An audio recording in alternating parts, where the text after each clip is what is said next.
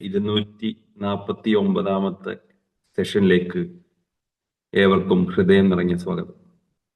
ഇന്നത്തെ നമ്മുടെ വിശിഷ്ടാതിഥി ശ്രീ അരുൺ എസ് നായർ സാറിനെ അതിയായ സന്തോഷത്തോടെ ആദരവോടെ ഈ സെഷനിലേക്ക് സ്വാഗതം ചെയ്യുന്നു.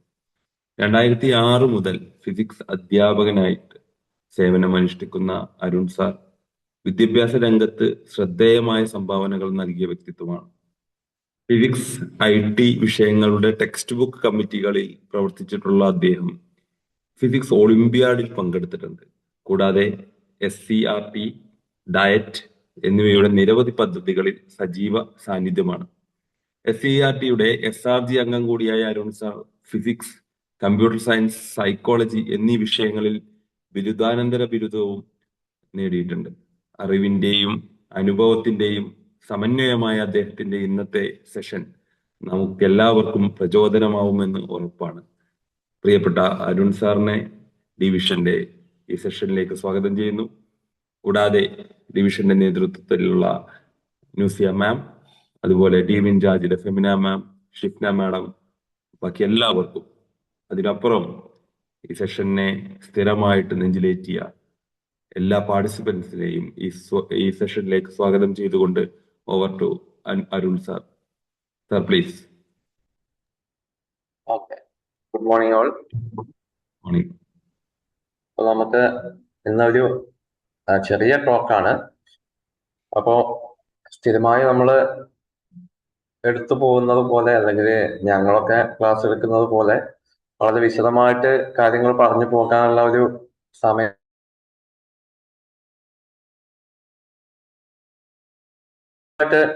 ബന്ധപ്പെട്ട ടോപ്പിക്കാണ്. അപ്പൊ പഠനവുമായി ബന്ധപ്പെട്ടാണ്. പഠനവും അതേപോലെ നമ്മളെ ബ്രെയിനും തലച്ചോറും. അപ്പൊ എങ്ങനെയാണ് ഈ തലച്ചോറ് പഠനത്തെ സ്വാധീനിക്കുന്നത്? അപ്പൊ ഇത് എടുക്കുന്ന സമയത്ത്, ടോപ്പിക്ക് നമ്മൾ ഷെയർ ചെയ്യുന്ന സമയത്ത് സയൻസ് ഓഫ് ലേണിംഗ് എന്ന് പറയുന്ന ഒരു ടൈറ്റിലാണ് നമ്മൾ കൊടുത്തിട്ടുണ്ടായിരുന്നത്. അപ്പൊ ഇത് ഒരുപാട് ആളുകൾക്ക് ഷെയർ ചെയ്ത സമയത്ത്, അപ്പോൾ നമ്മൾ സ്വാഭാവികമായിട്ടും ഭൗതിക ശാസ്ത്ര ഫിസിക്സ് അധ്യാപകനായതുകൊണ്ട് അപ്പൊ ഈ സയൻസ് ഓഫ് ലേണിംഗ് എന്നുള്ള ഒരു ടൈറ്റിൽ നമ്മളെ സെമിനാറിന്റെ അല്ലെങ്കിൽ നമ്മളെ ടോക്ക് ഷോയുടെ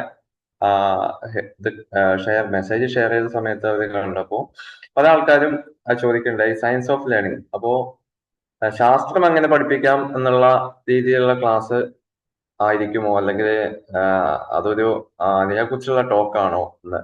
അപ്പോ സയൻസ് ഓഫ് ലേണിംഗും അതേപോലെ ലേണിംഗ് ഓഫ് സയൻസും ആ ഒരു രീതിയിൽ തിരിഞ്ഞു പോയതാണ്.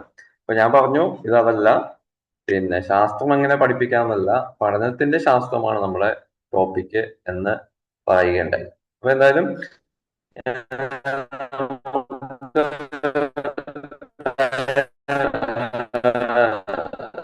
ഒരു 30 മിനിറ്റ് സമയമാണ് നമുക്ക് അനുവദിച്ചിട്ടുള്ളത്. അപ്പൊ ഈ ഒരു സമയത്തില് നമുക്ക് കുറച്ച് കാര്യങ്ങൾ വളരെ ചുരുക്കി മാത്രമേ നമുക്ക് ഈ ടോപ്പിക്കുമായി ബന്ധപ്പെട്ട് പറയാൻ സാധിക്കുള്ളൂ. യഥാർത്ഥത്തിൽ ഒരു 1.5 മണിക്കൂറോളം നീളുന്ന ഒരു വിഷയമാണ് ഇത്. വളരെ ചുരുക്കി പറഞ്ഞാൽ പോലും ഏകദേശ ധാരണ കിട്ടാൻ വേണ്ടി ഒരു അത്രയും സമയമെങ്കിലും നമുക്കിതിന് വേണ്ടി വരുന്നതാണ്. അപ്പൊ എന്തായാലും നമുക്ക് വളരെ ചുരുക്കി പറയാം. പല കാര്യങ്ങളും, പല ഉദാഹരണങ്ങളും, പല ഇതിൽ പങ്കെടുക്കുന്ന പാർട്ടിസിപ്പൻസിനൊക്കെ അറിയുന്ന കാര്യങ്ങളാണ്. അതുകൊണ്ട് നമുക്ക് കണക്ട് ചെയ്ത് പോകേണ്ട കാര്യം മാത്രമേ ഉള്ളൂ. ഞാൻ ജസ്റ്റ് നമ്മള് സ്ലൈഡ് ഒന്ന് ഷെയർ ചെയ്യാം. ഷെയർ ആവുന്നുണ്ടോ എന്നൊന്ന് പറയണം.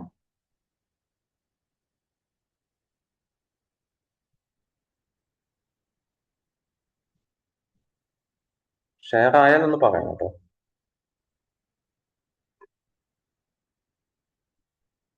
ആരെങ്കിലും ഒന്ന് റെസ്പോണ്ട് ചെയ്യണേ. ആയിട്ടില്ല. സ്ലൈഡ് കാണുന്നുണ്ടോ? ഇല്ല. ആയിട്ടില്ല.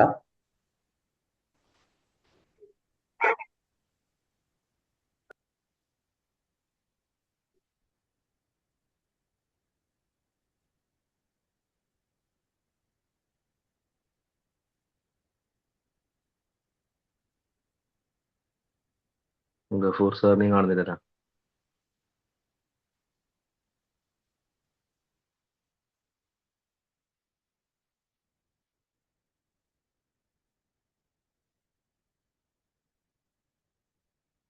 ആ ആവുന്നുണ്ട്, വരുന്നുണ്ട്. കിട്ടി കിട്ടി. റെഡി. आ गया आ गया।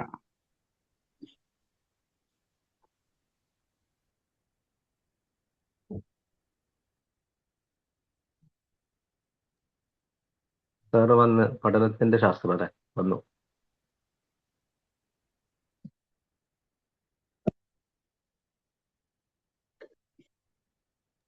ഗഫൂർ സാർ മ്യൂട്ടാണല്ലോ.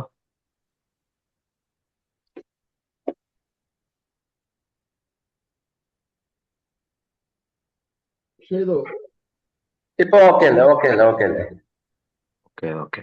ओके അപ്പൊ ओके പഠനത്തിന്റെ ശാസ്ത്രം, science of learning, how the brain learns first. അപ്പൊ നമ്മൾ ഒരു സബ് ടൈറ്റിലും കൂടെ ഇതിൽ ആഡ് ചെയ്യാണ്ടായിരുന്ന കാരണം നമ്മുടെ ഒരു സമയത്തിന്റെ കുറവാണ്.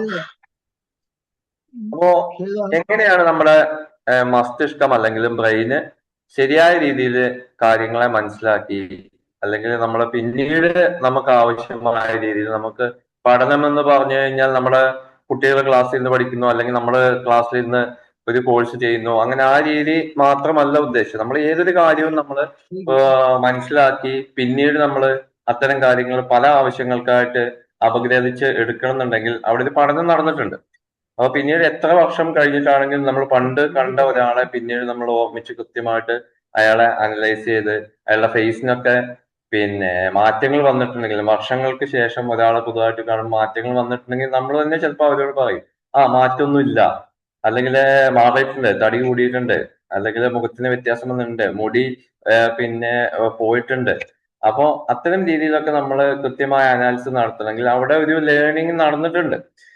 അപ്പോ ഇവിടെ നമ്മൾ പറയുന്ന പഠനം എന്ന് പറഞ്ഞാൽ വിദ്യാർത്ഥികളുമായി ബന്ധപ്പെട്ട, അല്ലെങ്കിൽ അധ്യാപകരുമായി ബന്ധപ്പെട്ട, അല്ലെങ്കിൽ നമ്മള് മറ്റുള്ള രീതിയിൽ ഒരു ബുക്ക് ഓറിയന്റഡ് ആയിട്ടുള്ള അത്തരം കാര്യങ്ങൾ മാത്രമല്ല. എന്നാലും ഫോക്കസ് ചെയ്യുന്നത് അതിലാണെങ്കിൽ പോലും അത്തരം കാര്യങ്ങൾ മാത്രമല്ല. അപ്പോ നമ്മുടെ മസ്തിഷ്കം എങ്ങനെ മികച്ച രീതിയിൽ പ്രവർത്തിക്കുന്നു, അപ്പൊ തലച്ചോറ് എങ്ങനെയാണ് മികച്ച രീതിയിൽ പ്രവർത്തിക്കുക. അപ്പൊ നമ്മളെ ഒരു ചെറിയൊരു കാര്യം പറഞ്ഞ് നമുക്ക് സ്റ്റാർട്ട് ചെയ്യാം. ഓരോ വിദ്യാർത്ഥിയും കൂടുതൽ കാര്യങ്ങൾ വേഗത്തിൽ പഠിക്കാനും അതേപോലെ കൂടുതൽ നാളുകൾ ഓർമ്മിക്കാനും പരീക്ഷകൾ മികച്ച വിജയം നേടാനും ആഗ്രഹിക്കുന്നവരാണ്. അപ്പൊ അധ്യാപകരാണെങ്കിൽ ഈ കുട്ടികൾ നന്നായിട്ട് പഠിക്കണം, അല്ലെങ്കിൽ നമ്മുടെ മുന്നിലുള്ള കുട്ടികൾ നന്നായിട്ട് പഠിക്കണം, അവര് പിന്നീട് കാര്യങ്ങൾ നമ്മൾ ചോദിക്കുമ്പോഴും അല്ലെങ്കിൽ പരീക്ഷാ കാലത്തും അവര് ഓർമ്മിച്ച് എടുക്കണം എന്നും ആഗ്രഹിക്കുന്ന ആളുകളാണ്.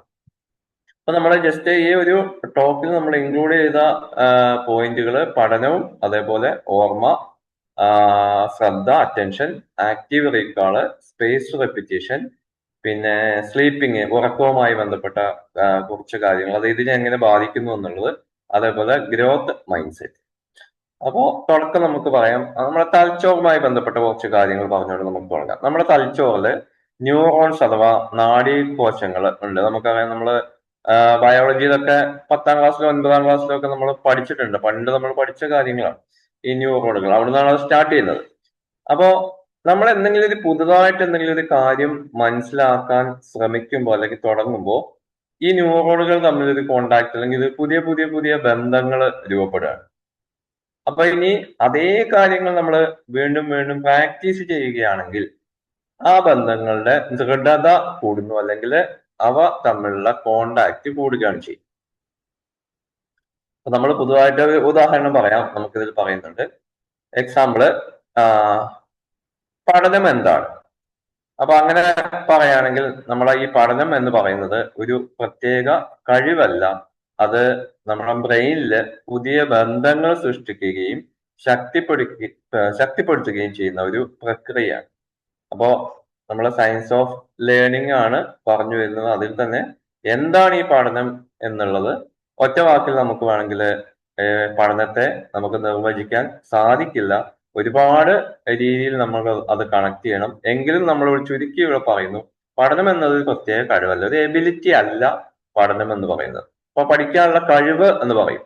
അപ്പോ അത് പ്രത്യേക കഴിവല്ല, പ്രത്യേക രീതിയിലുള്ള കഴിവല്ല. പിന്നെ എന്താണ്?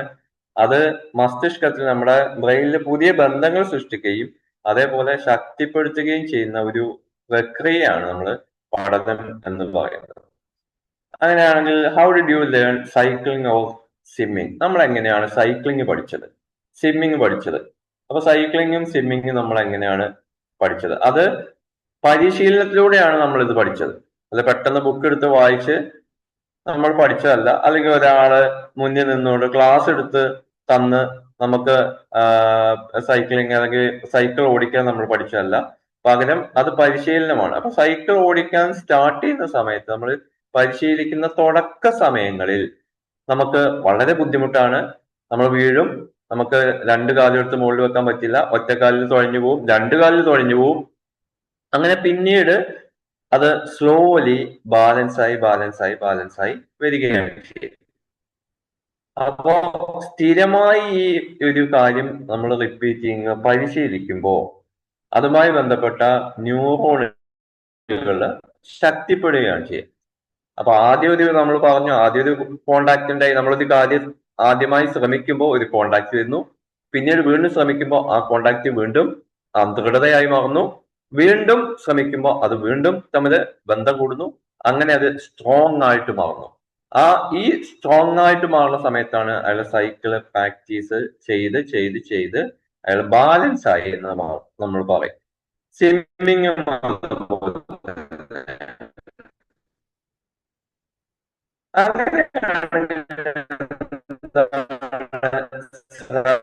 അല്ലെങ്കിൽ അറ്റൻഷന്റെ പ്രാധാന്യം.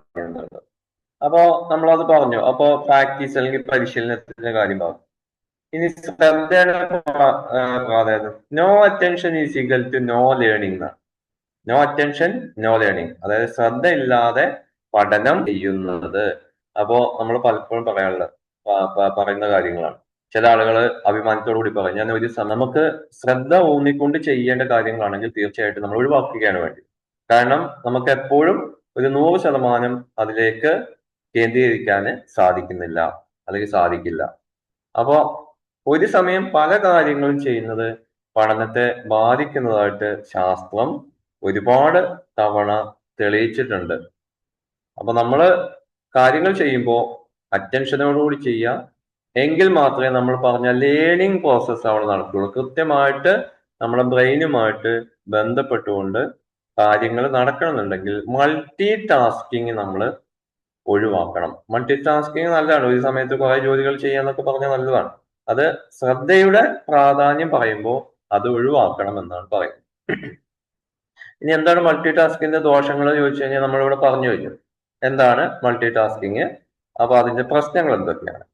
അപ്പോ നമ്മളൊരു പഠനം നടക്കുന്ന സമയത്ത് ഇത് ഒഴിവാക്കുകയാണെങ്കിൽ നമുക്ക് അതിന്റെ ഒരു അഡ്വാൻറ്റേജ് എപ്പോഴും കിട്ടുന്നതാണ്. ഒരു സമയം ഒരു കാര്യത്തിൽ മാത്രം ശ്രദ്ധ ചെലുത്തുക. ഇനി ശ്രദ്ധ വർദ്ധിപ്പിക്കാൻ നമ്മൾ സ്ഥിരമായിട്ട് കുട്ടികളോടും അല്ലെങ്കിൽ മറ്റുള്ള ആളുകളോടും അഡ്വൈസ് ചെയ്യുമ്പോഴും ഒക്കെ നമ്മൾ പറയാറുള്ള കാര്യമാണ്, പഠിക്കുന്ന സമയത്ത് മൊബൈൽ ഫോൺ മാറ്റിവെക്കണം, ശാന്തമായ സ്ഥലത്ത് ഇരുന്ന് പഠിക്കണം.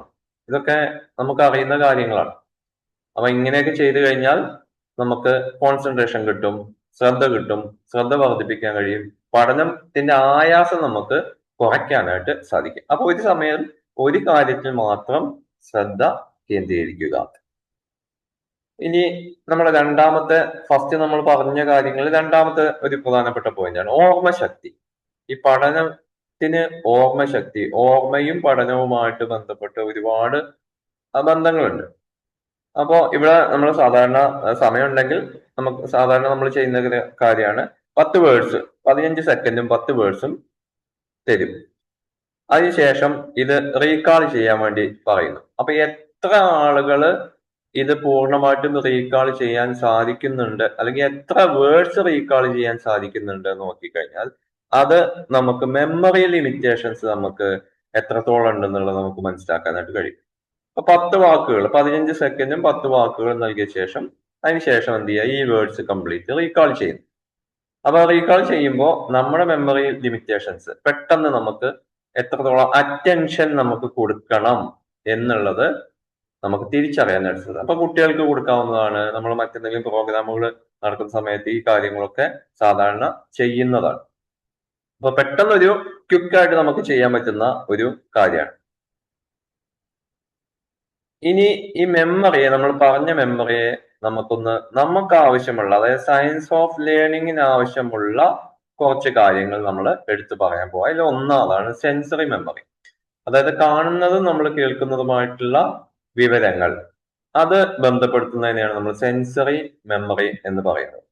അപ്പൊ ഇങ്ങനെയുള്ള കാര്യങ്ങളിൽ നമുക്ക് പെട്ടെന്ന് നമുക്ക് ഓർത്തെടുക്കാനായിട്ട് സാധിക്കും. അപ്പൊ കണ്ട കാര്യങ്ങൾ, കാണുന്ന കാര്യങ്ങൾ, കേട്ട കാര്യങ്ങൾ, കേൾക്കുന്നതുമായിട്ടുള്ള കാര്യങ്ങൾ, ഇത് സെൻസറി മെമ്മറിയിൽ വരുന്നതാണ്. രണ്ടാമത്തത് വർക്കിംഗ് മെമ്മറിയാണ്. വർക്കിംഗ് മെമ്മറി എന്ന് പറഞ്ഞു കഴിഞ്ഞാൽ അത് കുറച്ച് സമയം വിവരങ്ങൾ അവിടെ സ്റ്റോർ ചെയ്ത് വെക്കും. അത് കഴിഞ്ഞു കഴിഞ്ഞാൽ പോയി. അപ്പോ പഠിക്കുമ്പോൾ പഠിച്ച കാര്യങ്ങൾ അല്പസമയം, കുറച്ച് സമയം നിൽക്കും. അതിനുശേഷം ഒരു ദിവസം കഴിഞ്ഞാൽ അല്ലെങ്കിൽ 2 ദിവസം കഴിഞ്ഞാൽ പിന്നെ അതുമായി ബന്ധപ്പെട്ട് യാതൊരു കാര്യങ്ങളും ആ മെമ്മറിയിൽ ഉണ്ടാവില്ല. അപ്പൊ അതിനെയാണ് നമ്മൾ വർക്കിംഗ് മെമ്മറി എന്ന് പറയുന്നത്. ഇനി മൂന്നാമത്തെ നമുക്ക് വളരെ ആവശ്യമുള്ള പഠനത്തിന് ഫലപ്രദമായിട്ട് നമ്മൾ ഉപയോഗിക്കുന്ന അല്ലെങ്കിൽ ആവശ്യാബോധമുള്ള സമയത്ത്, നമ്മൾ പഠിക്കുന്ന സമയത്ത് കാര്യമായി അതിലേക്ക് തിരിയുന്ന സമയത്ത് വർക്ക് ചെയ്യുന്നതാണ് ഈ ലോങ് ടൈം മെമ്മറി എന്ന് പറയുന്നത്. അപ്പോ ഇതില് വിവരം വളരെ കാലത്തേക്ക് സൂക്ഷിച്ച് വെക്കുന്നു. പഠനത്തിന്റെ ലക്ഷ്യം വിവരങ്ങളെ വർക്കിംഗ് മെമ്മറിയിൽ നിന്ന് ലോങ് ടൈം മെമ്മറിയിലേക്ക് മാറ്റുക എന്നുള്ളതാണ്. പല കുട്ടികളും പറയാറുണ്ട്, ഞാൻ ഇതിൽ ഇനിയും വരും പറയാം. അപ്പൊ പല ആൾക്കാരും പറയാറുണ്ട്, നമ്മളിപ്പോ ഇന്ന് പഠിച്ച കാര്യങ്ങൾ നാളെ ഓർമ്മയില്ല, അല്ലെങ്കിൽ മറ്റന്നാൾ ഓർമ്മയില്ല.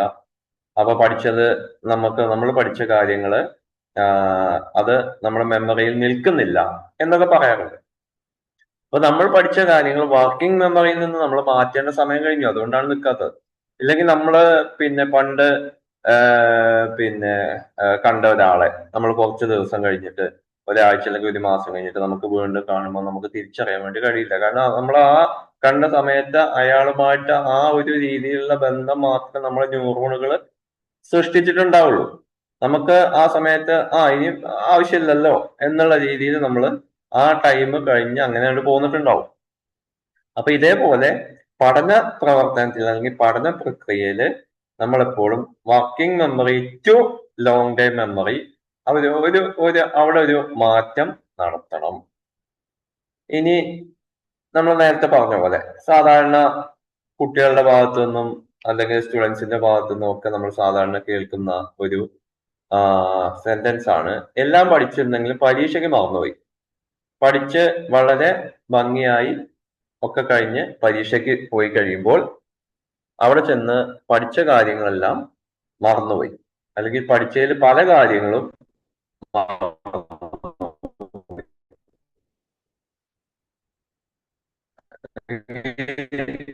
ചില കാര്യങ്ങൾ മറന്നുപോയി.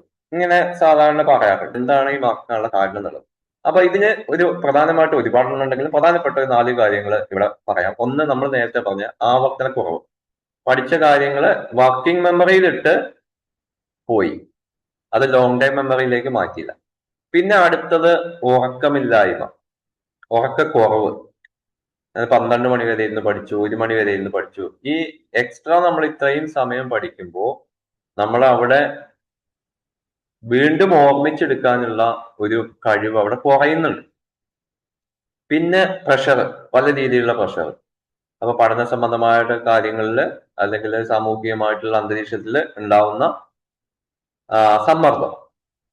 പിന്നെ പഠിക്കുന്ന കാര്യം എങ്ങനെ പഠിക്കണം, അല്ലെങ്കിൽ ഏത് രീതിയിൽ നമ്മൾ പരീക്ഷയെ ഫോക്കസ് ചെയ്യണം എന്നുള്ള രീതിയിലുള്ള ഒരു ധാരണ ഇല്ലായ്മ. അപ്പൊ ഈ കാര്യങ്ങളൊക്കെ എന്തുണ്ട്, നമ്മൾ എല്ലാം പഠിച്ചിരുന്നെങ്കിലും പരീക്ഷയ്ക്ക് മറന്നുപോയി എന്നുള്ള ഒരു മറുപടി കിട്ടുമ്പോൾ ഈ കാര്യങ്ങളൊക്കെ നമ്മൾ ഒന്ന് ശ്രദ്ധിക്കണം, അല്ലെങ്കിൽ ശ്രദ്ധിക്കണം എന്നല്ല, ഇവയാണ് അതിന് കാരണം എന്നുള്ളത് ഒന്ന് മനസ്സിലാക്കാം. ദെൻ അടുത്തത്, എങ്ങനെ നമ്മള് വിവരങ്ങളെ തിരികെ കൊണ്ടുവരിക എന്നുള്ളത്. അപ്പൊ ആക്റ്റീവ് റീകാൾ, ഓർമ്മയിൽ നിന്ന് നമ്മൾ വിവരങ്ങളെ തിരികെ കൊണ്ടുവരിക, അതിനാണ് ആക്റ്റീവ് റീകാൾ എന്ന് പറയാം. അപ്പൊ എപ്പോഴും ഓർമ്മയിൽ നിന്ന് നമ്മൾ നേരത്തെ പറഞ്ഞ പോലെ കുറച്ച് വേർഡ്സ്, ആ വേർഡ്സ് ഒരു 15 സെക്കൻഡ് നമ്മൾ നോക്കിയ ശേഷം നമ്മള് ആക്റ്റീവ് റീകാൾ ചെയ്യുന്നു.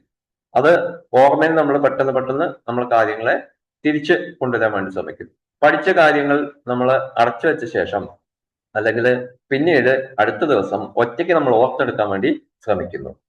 അപ്പൊ ആക്റ്റീവ് റീകോളിന് ഉദാഹരണമാണ് ഇന്ന് ഞാൻ എന്താണ് പഠിച്ചത്. അപ്പോ നമ്മൾ പഠിച്ച കാര്യം ഇന്ന് എന്താണ് പഠിച്ചത് എന്ന് ഓർത്തെടുക്കുന്നു. അവിടെ ഒരു റൂട്ട് ക്ലിയർ ചെയ്ത് പോവാണ്. നമ്മുടെ ബ്രെയിനുമായിട്ടുള്ള ഒരു റൂട്ട് അവിടെ ക്ലിയർ ചെയ്യുന്നു. ഈ വിഷയം മറ്റൊരാൾക്ക് വിശദീകരിക്കാൻ എനിക്ക് കഴിയുമോ? അപ്പൊ നമ്മൾ സ്വയം ചോദിക്കുകയാണ്. അപ്പൊ ഞാൻ കഴിഞ്ഞ ദിവസം പഠിച്ച അല്ലെങ്കിൽ മനസ്സിലാക്കിയ ഒരു കാര്യം, അത് എന്താണ് ഞാൻ മനസ്സിലാക്കിയത് അല്ലെങ്കിൽ എന്താണ് ഞാൻ പഠിച്ചത് എന്ന് നമ്മൾ ആക്റ്റീവ് റീകോൾ ചെയ്യുന്നു. അതിനുശേഷം നമ്മൾ തന്നെ ചിന്തിക്കുകയാണ്, എന്താണ് ഇത് എനിക്ക് മറ്റൊരാൾക്ക് വിശദീകരിച്ചു കൊടുക്കാൻ അല്ലെങ്കിൽ എക്സ്പ്ലെയിൻ ചെയ്ത് കൊടുക്കാൻ, ഈ ടോപ്പിക്ക് എനിക്ക് എക്സ്പ്ലെയിൻ ചെയ്ത് കൊടുക്കാൻ കഴിയുമോ? അപ്പൊ നമ്മളോട് തന്നെ ചോദിക്കുകയാണ്. അപ്പൊ ഇങ്ങനെ ഓർമ്മയിൽ നിന്ന് വിവരങ്ങൾ തിരികെ കൊണ്ടുവരാൻ ശ്രമിക്കുമ്പോൾ നമ്മൾ നേരത്തെ പറഞ്ഞ പോലെ അവിടെ ഒരു ദൃഢത ഉണ്ടാവും. അപ്പൊ ബ്രെയിനുമായി ബന്ധപ്പെട്ട് ഒരു ശക്തമായിട്ടുള്ള ഒരു കോണ്ടാക്ട് അവിടെ ഉണ്ടാവും. ഇനി അടുത്തത് വളരെ പ്രധാനപ്പെട്ട കാര്യം തന്നെയാണ് സ്പേസ്ഡ് റിപ്പറ്റീഷൻ. ഇപ്പൊ ആക്റ്റീവ് റീകോൾ നമ്മൾ പറഞ്ഞു, രണ്ടാമത് നമ്മൾ പറയുന്നതാണ് സ്പേസ്ഡ് റിപ്പറ്റീഷൻ. അപ്പൊ ഒരു ദിവസം മുഴുവൻ പഠിച്ച് പോകുന്നതിനേക്കാൾ ഇടവിട്ട് ആവർത്തിച്ച് പഠിക്കുന്നതാണ് ഫലപ്രദം. അപ്പോ നമുക്ക് എപ്പോഴും പഠനത്തിൽ ഗ്യാപ്പ് കൊടുക്കുക. അപ്പോ സ്ഥിരം ഒരു രാവിലെ മുതൽ വൈകുന്നേരം വരെ ഒറ്റ ഇരിപ്പിൽ പഠിക്കുന്നു എന്ന് നമ്മൾ പറഞ്ഞ പോലെ, അത് ശരിക്കും ആ ഒറ്റ ഇരിപ്പിൽ ഉള്ള പഠിത്തം എന്ന് പറയുന്നത് ശരിയല്ല.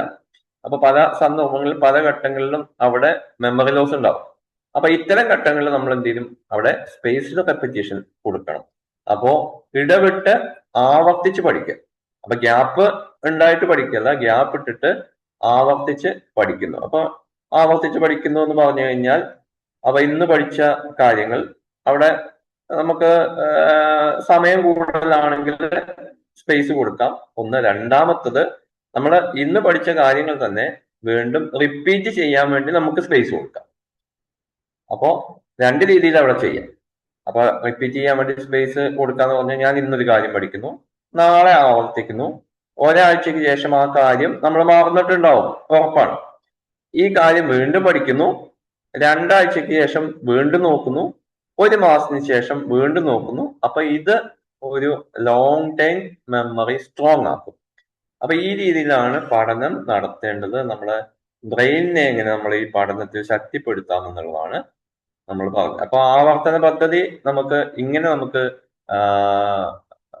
ഫിക്സ് ചെയ്യാം. ഒന്ന്, ഒരു ദിവസം, ഒരാഴ്ച, രണ്ടാഴ്ച, പിന്നെ ഒരു മാസം. ഇനി ഉറക്കം നമ്മൾ സാധാരണ പറയുന്നതാണ്. പരീക്ഷയ്ക്ക് തലേദിവസമൊക്കെ കിടന്നുറങ്ങണം. അപ്പൊ ഉറങ്ങിയിട്ടില്ലെങ്കിൽ പിറ്റത്തെ ദിവസത്തേക്ക് ഓർമ്മ ഉണ്ടാവില്ല എന്നൊക്കെ കുട്ടികളോടൊക്കെ പറഞ്ഞു കൊടുക്കുന്നതാണ്. അപ്പോ വളരെ ശരിയാണ്. ഉറക്കം എന്ന് പറയുന്നത് ഓർമ്മയെ കൂടുതൽ ശക്തിപ്പെടുത്തുന്നു എന്നാണ് പറയുന്നത്. അപ്പൊ ഉറക്കത്തിന്റെ പ്രാധാന്യം എന്ന് പറഞ്ഞു കഴിഞ്ഞാൽ 8 മുതൽ 10 മണിക്കൂർ വരെ ഉറക്കം, പ്രത്യേകിച്ച് പരീക്ഷാ സമയങ്ങളിൽ എന്തായാലും ആണെന്നാണ്. പക്ഷെ ആർക്കും 8 മുതൽ 10 വരെ മണിക്കൂർ എക്സാമിന്റെ തലേദിവസം ഒന്നും ഒരിക്കലും ഉറങ്ങാൻ കഴിയില്ല. നമ്മൾ പരമാവധി ഉറക്കം കുറയുകയാണ് സാധാരണ ആ സമയത്ത് ചെയ്യുക. അപ്പോ പഠനത്തിന്റെ ശത്രുവല്ല, ഏറ്റവും നല്ല സുഹൃത്താണ് ഉറക്കം എന്നാണ് പറയുന്നത്. അപ്പൊ ഉറക്കം എന്ന് പറയുന്നത് നമ്മുടെ പഠനവുമായി ബന്ധപ്പെട്ട് പറയുമ്പോൾ ഏറ്റവും നല്ല സുഹൃത്താണ്. ഉറങ്ങുമ്പോൾ മസ്തിഷ്കം, ബ്രെയിൻ പഠിച്ച കാര്യങ്ങളെ ക്രമീകരിക്കുകയും സൂക്ഷിക്കുകയും ചെയ്യും. അപ്പൊ നമ്മൾ ഈ ബാറ്ററി ഒക്കെ ചാർജ് ചെയ്യുന്ന പോലെയാണ്. ബാറ്ററി ചാർജ് ചെയ്ത് ലാസ്റ്റ് അവസാനം എത്തുന്ന സമയത്ത് കൂടുതൽ സമയമെടുക്കും. കാരണം ഇതെല്ലാ സെല്ലുകളും ഒന്ന് ക്രമീകരിച്ച് ചെക്ക് ചെയ്ത് കംപ്ലീറ്റ് ആകാൻ സമയമെടുക്കും. അതുപോലെ തന്നെയാണ് ഈ ഉറങ്ങുന്ന സമയത്ത് അവിടെ ഒരു ഓർഡർ ആക്കുന്ന ഒരു പ്രക്രിയ അവിടെ നടക്കുന്നുണ്ട്. അപ്പൊ ഓർമ്മശക്തി കൂടും, ഏകാഗ്രത കൂടുന്നു, കോൺസെൻട്രേഷൻ കൂടുന്നു, വേഗത്തിൽ പഠിക്കാനുള്ള കഴിവ് കൂടും, സമ്മർദ്ദം കുറയും. അപ്പോ അങ്ങനെയാണെങ്കിൽ വിദ്യാർത്ഥികൾ പഠന സമയത്ത് 8 മുതൽ 10 വരെ മണിക്കൂർ ഉറങ്ങാൻ വേണ്ടി ശ്രദ്ധിക്കുക. പിന്നെ വ്യായാമം നമ്മൾ പറയുന്ന കാര്യങ്ങൾ തന്നെയാണ്. വ്യായാമം എന്ന് പറയുന്നത് ബ്രെയിനിന് ഗുണം ചെയ്യുന്നതാണ്. വാക്കിങ്, അതേപോലെ സൈക്ലിങ്, ഗെയിം, യോഗ, ഇവയൊക്കെ കോൺസെൻട്രേഷൻ കൂട്ടുകയും അതേപോലെ തന്നെ നമ്മുടെ പഠനത്തെ ആയാസരഹിതമാക്കുകയും ചെയ്യുന്നു. ഭക്ഷണ ക്രമീകരണങ്ങളും ഒക്കെ നമുക്ക് അറിയുന്നതാണ്, അത് പറഞ്ഞു പോകുന്നില്ല.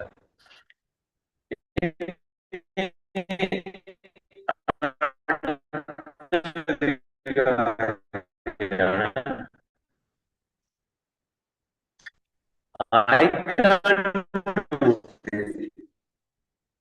And I can't do this yet. അപ്പൊ രണ്ട് കാര്യങ്ങളാണ്. ഒന്ന് ഐ ക്യാൻ ഡു ദിസ്, അതേപോലെ I can do this yet. അപ്പൊ ഒന്നാമത് പറയുന്നത് തന്നെ നമ്മൾ ഫിക്സഡ് മൈൻഡ് സെറ്റ്, വളർച്ചാ മനോഭാവം. അപ്പൊ ഈ വളർച്ചാ മനോഭാവമാണ് നമുക്ക് വേണ്ടത്. അപ്പൊ എനിക്ക് ഇപ്പോൾ എനിക്ക് മാത്സ് പഠിക്കാൻ കഴിയില്ല, അല്ലെങ്കിൽ എനിക്ക് ഏതെങ്കിലും ഒരു വിഷയം എനിക്ക് പഠിക്കാൻ കഴിയില്ല, അല്ലെങ്കിൽ എനിക്ക് മനസ്സിലാക്കാൻ കഴിയുന്നില്ല. എനിക്കൊരു സ്ഥലത്തേക്ക് പോയി കഴിഞ്ഞാൽ അവിടെയുള്ള റോഡുകൾ എനിക്ക് കൃത്യമായിട്ട് മനസ്സിലാവുന്നില്ല. അപ്പൊ ഞാൻ വഴിതെറ്റി പോവാറുണ്ട്, സ്ഥിരമായി വഴിതെറ്റി പോവാറുണ്ട്. അപ്പൊ ഇതൊക്കെ പറയുന്നതിന് പകരമായിട്ട് ഇപ്പൊ എനിക്ക് കഴിയുന്നില്ല, പക്ഷെ ഞാൻ സ്ഥിരമായി ആ റോഡിലൂടെ പോയി എന്റെ പ്രശ്നം പരിഹരിക്കും. അല്ലെങ്കിൽ കണക്ക് എനിക്ക് പഠിക്കാൻ കഴിയുന്നില്ല, പക്ഷെ ഞാൻ റിപ്പീറ്റ് ചെയ്ത് പരിശീലനത്തിലൂടെ എനിക്കത് പഠിക്കാൻ സാധിക്കും.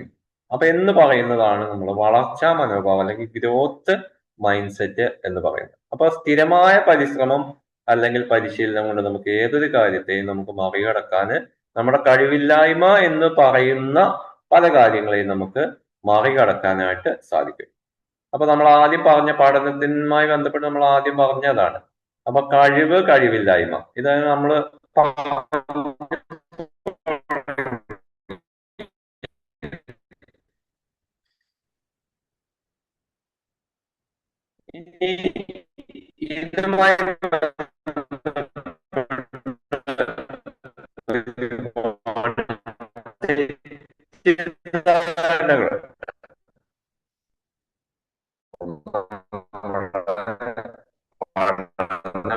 ഇതുമായി ബന്ധപ്പെട്ട് ലേണിംഗ് പ്രോസസ്സുമായി ബന്ധപ്പെട്ട് ഒരുപാട് തെറ്റിദ്ധാരണകളുണ്ട്. ഒന്നാമത്താണ് കൂടുതൽ സമയം പഠിക്കുമ്പോൾ നമുക്ക് വിജയം വരും, അല്ലെങ്കിൽ കൂടുതൽ മണിക്കൂറുകൾ പഠിച്ചാൽ മാത്രമേ വിജയം നമുക്ക് ലഭിക്കൂ. അവിടെ എല്ലാം എത്ര കൂടുതൽ സമയം പഠിക്കാൻ കാര്യമില്ല, എന്ത് വേണം, ശ്രദ്ധയോടെ വളരെ നമ്മള് പറയുന്നതും വീണ്ടും വായിക്കാം. വീണ്ടും അല്ല, ആദ്യം ആക്റ്റീവ് റീക്കാളാണ് നമുക്ക് വേണ്ടിയിട്ട്. അപ്പോൾ അത് കൂടുതൽ ഫലപ്രദമാണ്. അപ്പൊ ആക്റ്റീവ് റീക്കാൾ ചെയ്യണം. വെറുതെ വീണ്ടും വായിച്ചിട്ട് കാര്യമില്ല. പിന്നെ ചില ആളുകൾ മാത്രം ബുദ്ധിമാന്മാരാണ്, അവർക്ക് അതിനുള്ള കഴിവുണ്ട്. പിന്നെ നമുക്ക് അതിനുള്ള കഴിവില്ല. എല്ലാവർക്കും പരിശീലനത്തിലൂടെ മുന്നിലേക്ക് എത്താനായിട്ട് സാധിക്കും. അപ്പോ പല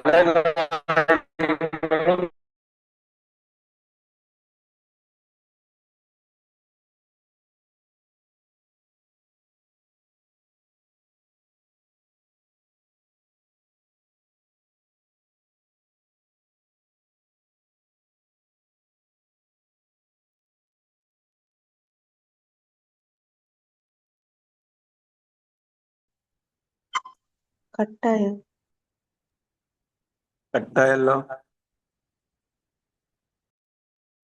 കട്ടായിട്ടാണ് ഇപ്പൊ വന്നു സർ. സർ കട്ടായി പോയത് എന്താ അറിയില്ല. ഞാൻ ഒന്ന് ഷെയർ ചെയ്യണ്ടേ, നമ്മളെ ലാസ്റ്റ് വൈൻഡപ്പ് ചെയ്യാനായി. ഷെയറിങ് വന്നല്ലോ അല്ലെ? സ്ക്രീൻ ഷെയറിങ് വന്നില്ലേ?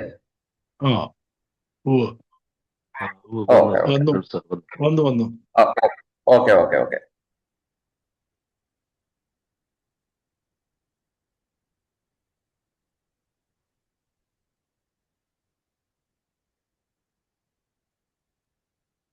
അരുൺ സാർ മ്യൂട്ടിലാ, കേൾക്കുന്നില്ലല്ലോ.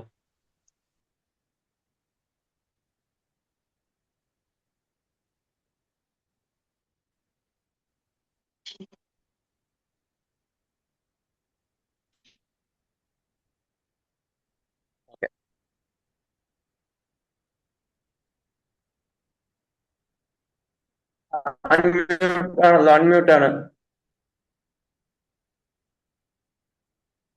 കേൾക്കുന്നില്ലേ? കേൾക്കുന്നുണ്ട് സാറേ, ഹലോ? കേൾക്കുന്നുണ്ട്. ഹലോ, കേൾക്കുന്നുണ്ടോ? കാണുന്നുണ്ട്. കേൾക്കുന്നില്ലേ? ഓക്കെ. കേൾക്കുന്നുണ്ട്. ഓക്കെ.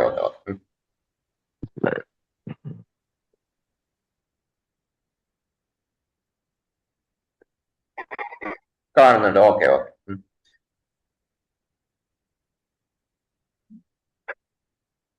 Yes.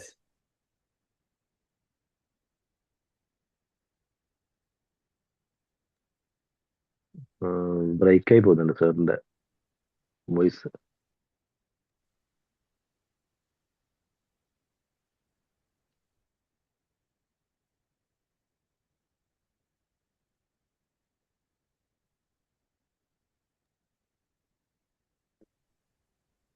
ഇപ്പം കേൾക്കുന്നു കാണുന്നൊന്നുമില്ല.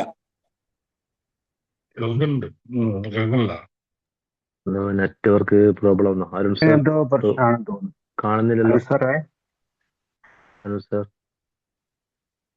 സ്ക്രീൻ ഷെയറിങ് കാണുന്നില്ല ഇപ്പോ? ഇല്ല. സർ ഇല്ല സ്ക്രീന് സാർ. കാണുന്നില്ല. സർ പറഞ്ഞോളൂ. നമ്മളെ സമയം അവസാനിക്കാൻ പോവാണല്ലോ. പറഞ്ഞോളൂ. സ്ക്രീന് അതെ നോക്കണ്ട സാർ, ഇനി. സ്ക്രീൻ വേണ്ട സാർ. ഓക്കെ. ഓക്കെ, ഞാനേ പിന്നെ ലാപ്പ് കട്ടായി പോയി, അതിന് കണക്ട് ആവുന്നില്ല. കുഴപ്പമില്ല. നമ്മളെന്തായാലും കേൾക്കുന്നുണ്ടല്ലോ അല്ലേ? കേൾക്കുന്നുണ്ട്. Okay okay. അപ്പൊ ഇതില് പിന്നെ നമ്മൾ പറഞ്ഞു വന്നത് അവസാനം ആക്റ്റീവ് റീകോള് നമ്മൾ ഉപയോഗിക്കുക, അതേപോലെ സ്പേസ്ഡ് റിപ്പീറ്റേഷൻ നമ്മൾ പിന്തുടരുക, ആവശ്യത്തിന് നമ്മൾ ഉറങ്ങുക, പിന്നെ അതേപോലെ ഗ്രോത്ത് മൈൻഡ് സെറ്റ്. നമ്മൾ പറഞ്ഞ പോലെ ഗ്രോത്ത് മൈൻഡ് സെറ്റ്, അതായത് എനിക്ക് കഴിയില്ല എന്ന് പറഞ്ഞ് മാറി നിൽക്കാതെ നമ്മളെപ്പോഴും പരിശീലനത്തിലോ അല്ലെങ്കിൽ ഞാൻ നേടിയെടുക്കും എന്നുള്ള രീതിയിൽ നമ്മൾ പിന്നെ വൈൻഡപ്പ് ചെയ്യാം. നമുക്ക് സമയം 7:01. അപ്പം കൂടുതൽ നമ്മൾ കഷ്ടപ്പെട്ട് നേരത്തെ പറഞ്ഞ പോലെ തെറ്റിദ്ധാരണകളിലുള്ള ഒരു സെന്റൻസ് ആയിരുന്നു.